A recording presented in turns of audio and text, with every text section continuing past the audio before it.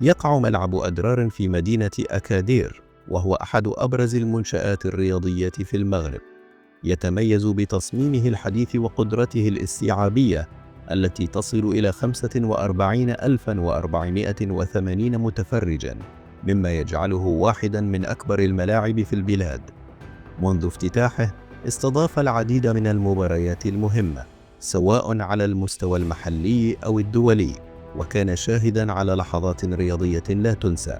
واليوم يشهد الملعب عملية تجديد واسعة تهدف إلى تحسين مرافقه استعداداً لاستقبال أحداث رياضية كبرى، بما في ذلك كأس الأمم الإفريقية 2025 ومباريات من كأس العالم 2030.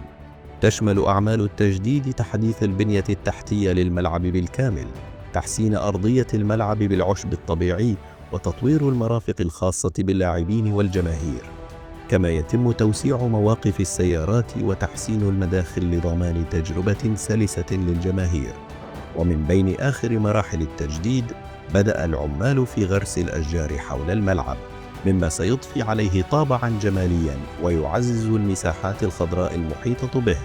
إضافة إلى ذلك يتم تجهيز الملعب وفقاً لمعايير الاتحاد الدولي لكرة القدم، حيث يتم تحديث غرف الملابس، تحسين الإضاءة، وتطوير مناطق الصحافة لضمان تغطية إعلامية مثالية خلال البطولات القادمة. كما يجري العمل على إضافة مدرجات جديدة وزيادة الطاقة الاستيعابية بعد كأس الأمم الإفريقية 2025، بالإضافة إلى بناء سقف يغطي المدرجات، مما سيحسن تجربة المشجعين ويجعل الملعب أكثر توافقاً مع المعايير الدولية.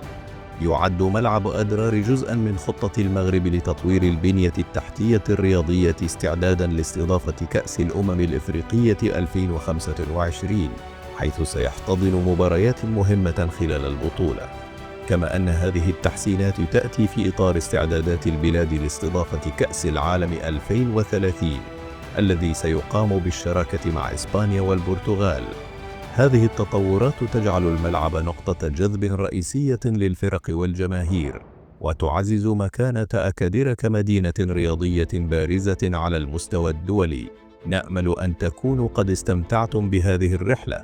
لا تنسوا الإعجاب، التعليق والمشاركة لدعم عملنا. شكرا على المشاهدة. أترككم الآن لتستمتعوا بمشاهدة بقية الفيديو. إلى اللقاء في الفيديو القادم، ومع السلامة.